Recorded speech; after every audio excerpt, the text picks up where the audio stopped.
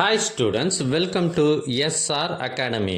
இப்போ நீங்கள் பார்த்துட்டு இருக்கிறது தேர்ட் மிட்டம் டெஸ்ட் ஒரு மாவட்டத்தில் நடைபெற்ற ஒரிஜினல் கொஷின் பேப்பர்.